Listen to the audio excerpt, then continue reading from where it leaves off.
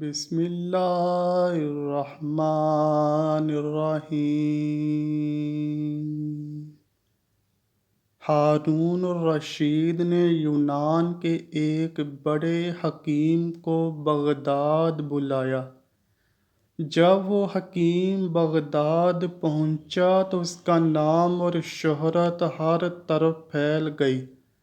حکیم صاحب کو دربار میں اعلیٰ عزت و احترام دیا گیا اور لوگوں کا ایک ہجوم ان سے ملنے کے لیے دربار کی جانب آنا شروع ہو گیا۔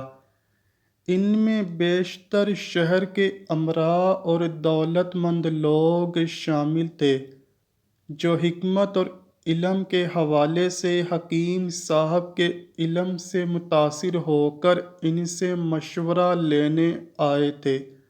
جب اس حکیم کی شہرت میں مزید اضافہ ہوا تو بہلول دانا کو بھی اس کے بارے میں علم ہوا اور وہ ملاقات کے لیے دربار میں آ گئے۔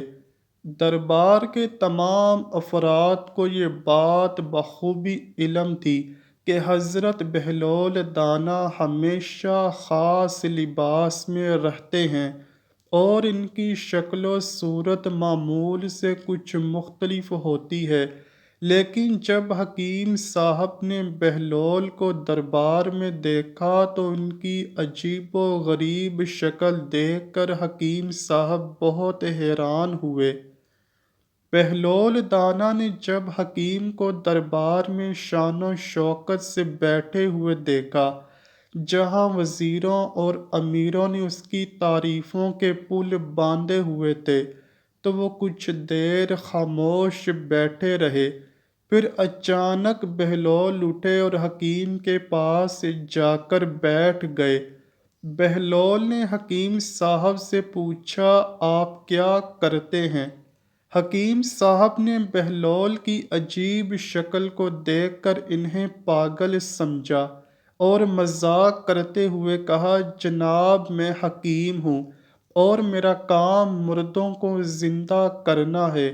یہ سن کر دربار میں ہنسی کی دھیمی سی آوازیں سنائی دینے لگیں۔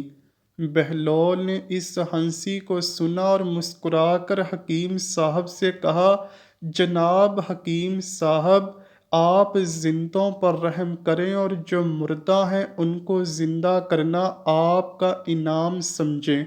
اس پر دربار میں ہنسی کے قہقہے گونج اٹھے اور ہارون الرشید بھی ہنسنے والوں میں شامل ہو گئے۔ حکیم صاحب نے فوراً سمجھ لیا کہ یہ شخص کوئی عام آدمی نہیں ہے، بلکہ اس میں کچھ خاص بات ہے۔ اسی دوران بہلول نے خلیفہ ہارون الرشید سے مخاطب ہو کر کہا، عالی جاں، ایک دفعہ کا ذکر ہے کہ ایک دور دراز علاقے میں ایک تاجر کپڑے کا کاروبار کرتا تھا۔ وہ مختلف شہروں میں جا کر مال بیچتا اور واپس آ کر نئی چیزیں خریدتا، جو اپنے شہر میں بیچتا۔ ایک دن وہ کسی دور دراز علاقے میں مال بیچنے کے لیے گیا اور وہاں اس نے اپنا اونٹ ایک درخت کے ساتھ باندھ دیا۔ پھر اس کے سامنے خربوزے رکھ کر وہ خود چھاؤں میں بیٹھ کر کھانا کھانے لگا۔ اچانک اونٹ کے گلے سے عجیب سی آوازیں آنے لگیں، کیونکہ خربوزہ اس کے گلے میں پھنس گیا تھا۔ تاجر نے فوراً یہ دیکھا اور پریشان ہو گیا۔ وہ لوگوں کو مدد کے لیے پکارنے لگا، میرے اونٹ کو بچا لو۔ لوگ دوڑتے ہوئے ایک حکیم صاحب کو لے آئے، جو اس علاقے کے مشہور حکیم تھے۔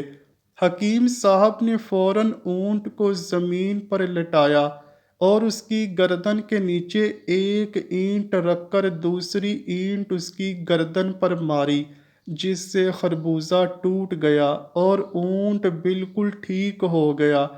تاجر خوش ہو کر حکیم صاحب کا شکریہ ادا کرنے لگا۔ اگلے سال شدید بارشوں کی وجہ سے تاجر کے لیے اپنے شہر سے نکلنا مشکل ہو گیا۔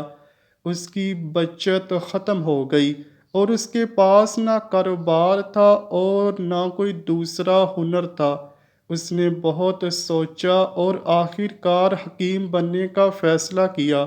اس نے ایک چھوٹی سی دکان کھولی اور کچھ جڑی بوٹیاں رکھ کر لوگوں کو مختلف دوائیاں دینے لگا۔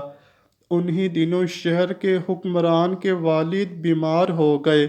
انہیں گلہڑ کا مرض لاحق ہو گیا، جو اس وقت ایک نہایت پیچیدہ اور لا علاج بیماری سمجھی جاتی تھی۔ حکمران نے اعلان کیا کہ جو شخص ان کے والد کا کامیاب علاج کرے گا اسے بڑا انعام دیا جائے گا۔ یہ اعلان سن کر تاجر کو اپنے اونٹ کے ساتھ پیش آنے والا واقعہ یاد آیا اور اس نے اعلان کر دیا کہ وہ حکمران کے والد کا علاج کرے گا۔ شہر کے لوگ حیرت میں مبتلا ہو گئے کہ یہ شخص کس طرح گلہڑ کا علاج کرے گا۔ آخر کار وہ حکمران کے محل پہنچا۔ وہاں حکمران کے والد کو لٹا کر اس کی گردن کے نیچے ایک اینٹ رکھی اور دوسری اینٹ اس کی گردن پر دے ماری۔ نتیجہ یہ نکلا کہ حکمران کے والد اللہ کو پیارے ہو گئے۔ مجمع میں سے کسی نے بلند آواز میں کہا، نیم حکیم خطرہ جان۔ اس کے بعد جو کچھ بھی ہوا وہ اپنی جگہ رہا، مگر اس واقعے نے ایک مشہور کہاوت کی صورت اختیار کر لی جو آج تک سنائی دیتی ہے۔ اس کے بعد دربار میں بیٹھے لوگ ہنسنے لگے اور یونان کا حکیم یہ منظر دیکھ کر اپنا سامان سمیٹ کر فوراً دربار سے روانہ ہو گیا۔ اس تمام واقعے میں ایک سبق چھپا تھا کہ علم اور حکمت کی حقیقت ظاہر سے نہیں بلکہ گہری بصیرت سے جانی جا سکتی ہے۔ امید کرتا ہوں کہ آپ کو ویڈیو ضرور پسند آئی ہوگی۔ اگر ویڈیو پسند آئی ہے تو ویڈیو کو لائک کیجیے، شیئر کیجیے اور چینل کو لازمی سبسکرائب کیجیے۔